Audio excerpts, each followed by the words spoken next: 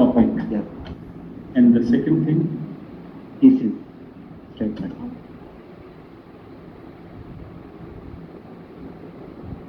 इस स्टेटमेंट में क्या होता है?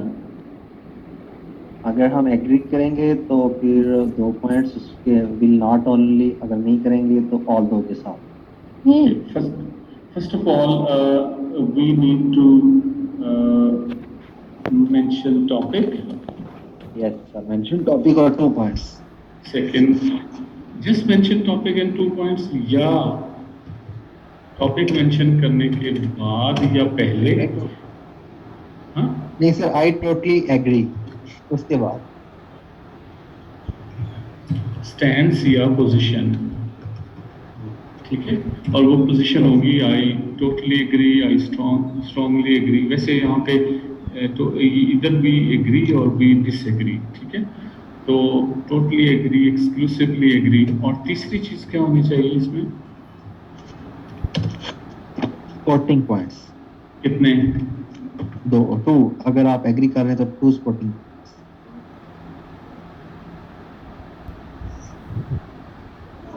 पॉइंट्स. सेंटेंस की फॉर्म में या फ्रेज फॉर्म में? नो अपनी वो सर जो आपको पसंद आ रहे हैं ना, जैसे आई विल. मेरा मतलब है फ्रेज फॉर्म में लिखेंगे या सेंटेंस फॉर्म में? सीधा किस फॉर्म में लिखेंगे? नहीं, थीसिस में हमेशा आपने ये जो 2 पॉइंट देंगे ना, वो शॉर्ट फ्रेजेस की फॉर्म में देंगे, ठीक है. इनको आगे आपने there is a lot of room to develop, ठीक है. मसलन आप इसमें ये कह रहे हैं big salary is much more important than job satisfaction. पहले तो आपने इस टॉपिक को रिफ्रेश कर लिया और फिर आपने डिसाइड करना है कि डू यू एग्री.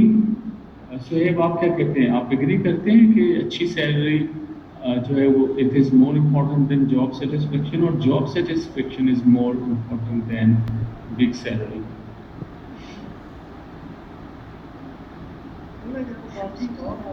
Partially नहीं, you have to decide. Look, they say either you agree or you disagree. ठीक है. अगर आप partially करेंगे ना, फिर आपका टास्क फुलफिलमेंट रह जाएगा, ठीक है. आप डिसएग्री करते हैं, आप कह रहे हैं कि नहीं, job satisfaction is more important than big salary. आप क्या कहते हैं? Big salary is more important than. So you know there are either agreement or disagreement. अगर Suhaib is disagreeing, Sidra is agreeing, right? So Suhaib, आप बताएं कि आप किस वजह से कह रहे हैं कि job satisfaction is more important? वो 2 पॉइंट तो मुझे बताएं. Sir, if you are earning good but you are not satisfied, then you cannot live happy because you are not happy with your job. Yeah, so we can say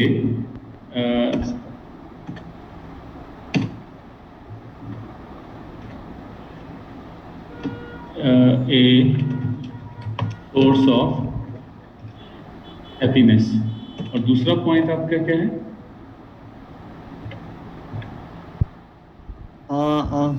We cannot get success if we are not satisfied with our job because we cannot perform duties very good. Source of happiness and a motivational force for a force to achieve goal. ठीक है. तो ये 2 short phrases हमने दे दी, ठीक है. अब हम इसको थीसिस स्टेटमेंट में चेंज करते हैं, ठीक है. The topic is big salary is more important than job satisfaction, ठीक है.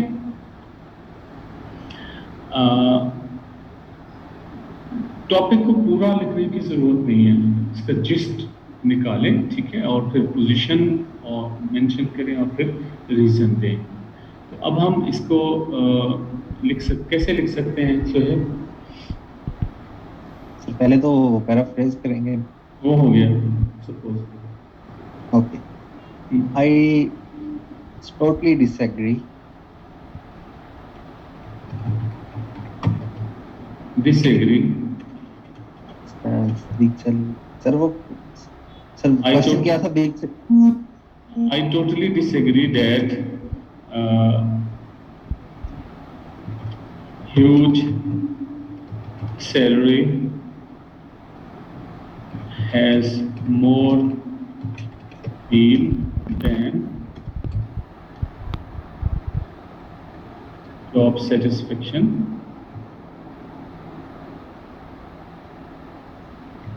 Yeah. Because बताएं, because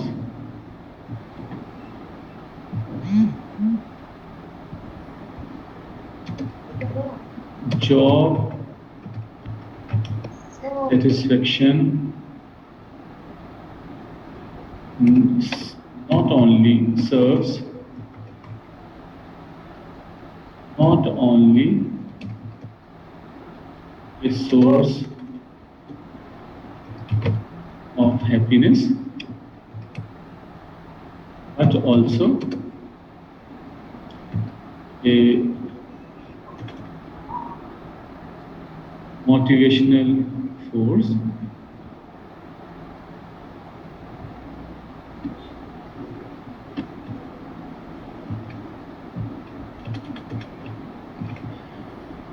not only as a source of happiness but also a motivational force to achieve goal. ठीक है जी। तो अब अगर हम यहाँ थीसिस स्टेटमेंट को यहाँ से ये जो भी हमने प्लानिंग की है इसको ख़त्म कर दें, ठीक है, यहाँ पे ऐड कर दें। तो डिड यू सी कि ये हमारे पास पोजीशन है, ठीक है, कंट्रोल बी कर देते हैं और ये हमारे पास रेफरेंस टू टॉपिक, ठीक है, इसको हम अंडरलाइन कर देते हैं और ये दो हमारे पास रीजन हैं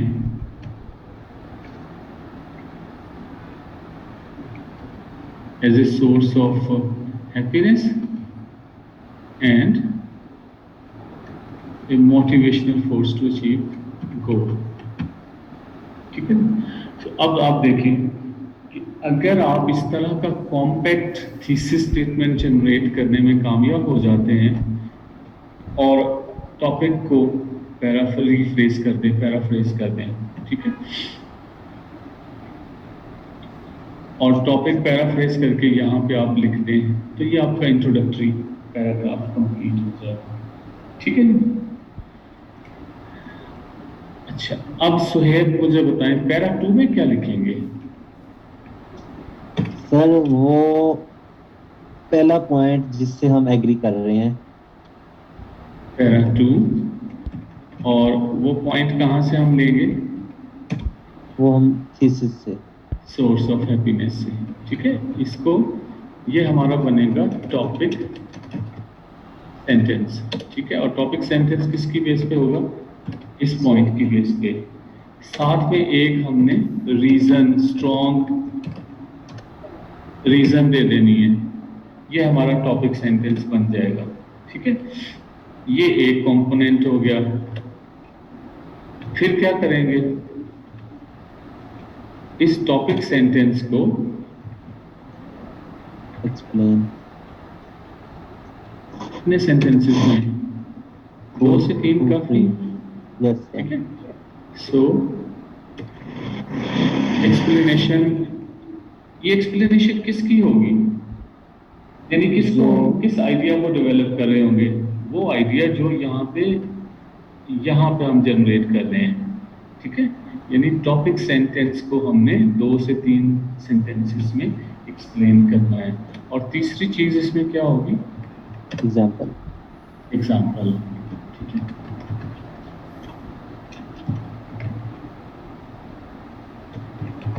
एग्जाम्पलिफिकेशन, एक सेंटेंस आप इसका एग्जाम्पल्स, और वो रोजमर्रा की जो no particular knowledge is required, आप अपने day to day life example दे सकते हैं, ठीक है। यस, फॉर IELTS से दे रिक्वायर इट, ठीक है। अच्छा, ये तो हो गया हमारा पैरा 2। पैरा 3 में हम क्या करेंगे? दूसरी स्टेटमेंट्स को जो और टॉपिक एक्सटेंशन है, ये जो हमारा दूसरा पॉइंट है, हम इसको +1 strong reason how it is motivational force add करेंगे, ठीक है। वो जब रीजन ऐड हो जाएगी तो ये हमारा टॉपिक सेंटेंस बन जाएगा, और इस टॉपिक सेंटेंस को 2 से 3 सेंटेंसेस में एक्सप्लेन करें और 1 सेंटेंस में एग्जांपल दे दें, ठीक है। देखिए, जब आप यहाँ पे काम अपना बुनियादी काम कर लेते हैं ना, प्लानिंग कर लेते हैं, तो फिर आप बड़े सुकून में रहते हैं। सपोज आप सिर्फ इतना कहें कि I totally agree, disagree that huge salary is more appealing और has more appeal than job satisfaction, ठीक है तो ये भी थीसिस, लेकिन एक्सटेंडेड नहीं है। अब ना रीडर को पता है कि आगे मैंने क्या लिखना है, ना राइटर को पता है कि मैंने आगे क्या लिखना है। और अगर हम ये प्रोवाइड कर देते हैं ये 2 पॉइंट्स, तो अब रीडर को भी पता है कि उसने आगे क्या लिखना है, और राइटर को भी पता है कि अगले पैराग्राफ्स में क्या डिस्कस किया जाएगा, ठीक है। So you make your life easier by providing N extended thesis statement, ठीक है। कोई क्वेश्चन अभी तक आपका?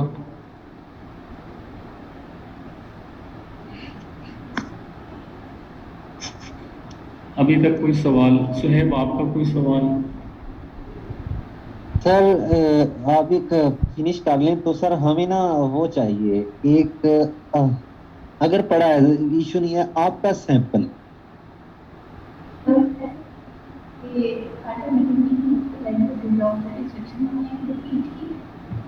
क्या चीज? जैसे हमने जॉब सेटिस्फेक्शन को एज इट इज लिखा है, तो इसके कोई माइनस पॉइंट्स तो नहीं होंगे? नहीं, मैं आपको बताता हूँ। जॉब सेटिस्फेक्शन, सिद्रा का सवाल है कि जैसे हमने वोकैबुलरी वही लिखी, अगर तो उसका सिनोनिम हमें मिलता है तो हम सिनोनिम यूज करेंगे। मैं सिर्फ आपको समझाने के लिए वही वर्ड्स पिक कर रहा हूँ, ठीक है। अदरवाइज हम इसको इसके डेफिनेटली सिनोनिम्स हैं, सिनोनिम्स होंगे। सिनोनिम्स ना भी हो तो आप उसकी 1 वर्ड की जगह पे शॉर्ट फ्रेज भी यूज कर सकते हैं, ठीक है, to write it in a different way. अच्छा, उसके बाद आप पैरा 4 पे चले जाएं। पैरा 4 में एक पॉइंट तो 2 पॉइंट है, 2 सेंटेंसेस। 1 थीसिस को रीस्टेट करना है,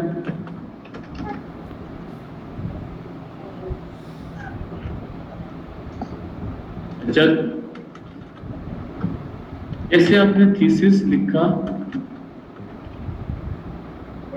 उसको रीफ्रेज करके लिखना है, ठीक है। रीस्टेटमेंट का मतलब रीफ्रेज्ड फॉर्म में लिखा जाना चाहिए थीसिस को, यानी ये जो आपका है पॉइंट, ये सेंटेंस जो है इसको अपने रीस्टेट करके लिख लेना है, ठीक है। और बीच में कोई जो फाइनल रैपिंग्स वर्ड्स होते हैं उनका इस्तेमाल करें, मसलन टू कंक्लूड, ठीक है, टू sum up,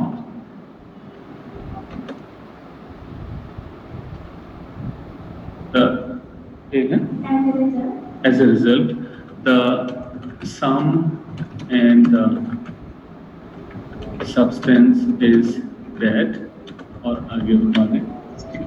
So ये वो वर्ड्स हैं जो या फ्रेजेस हैं जो रैपिंग फ्रेजेस कहलाती हैं, ठीक है। ये रैप अप करती हैं पूरी कन्वर्सेशन को। जो उसका दूसरा हिस्सा है वो ये एक सवाल, सो व्हाट, इसका आंसर लिख दें। मसलन अगर जॉब सेटिस्फेक्शन बिग सैलरी से ज़्यादा इम्पोर्टेंट है तो क्या उसका रिजल्ट क्या होगा, उसका फ्यूचरिस्टिक या प्रोफेशनल लाइफ पे एस्पेक्ट क्या इम्पैक्ट होगा। या आप कहें कि job big salary is more important than job satisfaction, तो उसका आउटकम क्या होगा। वो आउटकम यहाँ पे एक सेंटेंस फॉर्म लिख दें। ये एक तरह की ओपिनियन भी आप कह रहे हैं, ये फ्यूचरिस्टिक एस्पेक्ट हो सकता है, ये स्ट्रॉन्ग मैसेज हो सकता है। अब इसको सिर्फ ध्यान में रखें, सो व्हाट, अगर ऐसा बिग सैलरी हो, जॉब सेटिस्फेक्शन के लिए बिग सैलरी को ज्यादा इंपॉर्टेंस दी जाए तो क्या होगा, वो जो होगा उसका आउटकम जाहिर है if money makes the man गो, ये कह सकते हैं।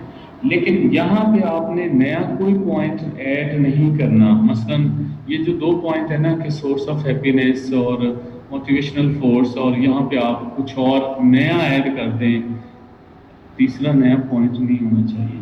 अब आपका रैपिंग स्टेटमेंट वो जो है वो थीसिस को रीस्टेट करना है और उसी की बुनियाद पे आपने कंक्लूजन निकालना है कि अगर ऐसा हो तो फिर उसका इम्पैक्ट क्या होगा।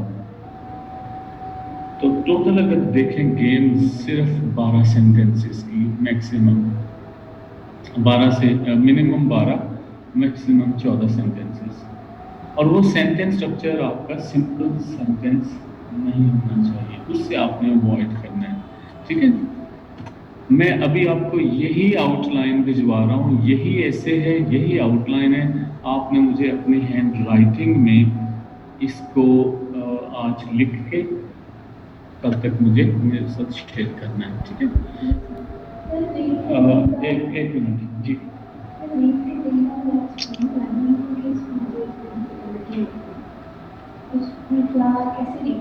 देखें, चलिए मैं पैराफ्रेज पे भी आपको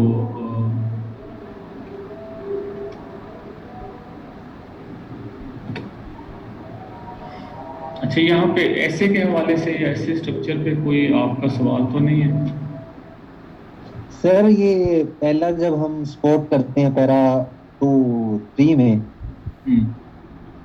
ये मतलब टॉपिक सेंटेंस, फिर उसके बाद उसको स्पोर्ट करने के लिए एक रीजन देते हैं 2 और 3। सर ये एक्सप्लेनेशन कैसे, मतलब उसी को, ठीक है ना, ये आपका टॉपिक, इस पैराग्राफ का ये टॉपिक हो गया। ठीक है, यस सर। और इस टॉपिक ये आप क्यों समझते हैं कि मोटिवेशनल फोर्स है। ठीक है, ओके, वो एक स्ट्रॉन्ग रीजन, ये आपका मेन आइडिया हो जाएगा। ठीक है, ये टॉपिक, ये मेन आइडिया। अब इस मेन आइडिया को आपने 2 से 3 लाइनों में एक्सप्लेन कर दें, डिटेल दे दें उसकी।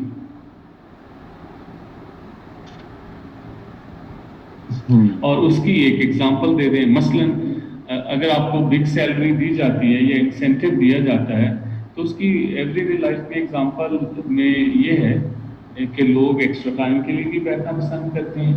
ठीक है, और ऑफिस आवर्स के अलावा भी अगर कोई काम उनको मिले तो होम असाइनमेंट के तौर पर भी एक्सेप्ट कर लेते हैं। अगर सैलरी कम हो, जॉब सेटिस्फेक्शन ना हो, सैलरी ज़्यादा भी हो, तब भी इश्यूज आते हैं। सैलरी कम हो, जॉब सेटिस्फेक्शन हो तो इशू कम हो जाते हैं। तो हर फीचर के अपने अपने प्रॉज एंड कॉन्स हैं। आपने इसको प्लानिंग करते हुए वेल डिफाइन कर लें कि आपने क्या करना है। सर आपको ना, अगर आप इजी लें तो समझें तो वो क्या कहते हैं, जब हम ये ना पढ़े थे कॉम्प्लेक्स वगैरह जो आपने बताया कि राइटिंग कैसे करनी है, उससे 2-3 दिन पहले मैंने आपको एक ऐसे लिख के भेजा था। अगर वो मैं उसको रिव्यू करता हूँ। हाँ, वो मेरे ख्याल में हमें आसानी हो जाएगी। उसको मैंने कोशिश की थी खुद से। अभी आपने मुझे इस पैटर्न पे या इस फॉर्मेट पे एक ऐसे लिख के भेजना है, ये आपका टॉपिक है। ठीक है, ओके सर। इस टॉपिक पे आपने मुझे 250 मिनिमम वर्ड्स, मैक्सिमम 300 पर तक ले जाएं, इससे ज़्यादा ना लें। ठीक है, अच्छा, कोई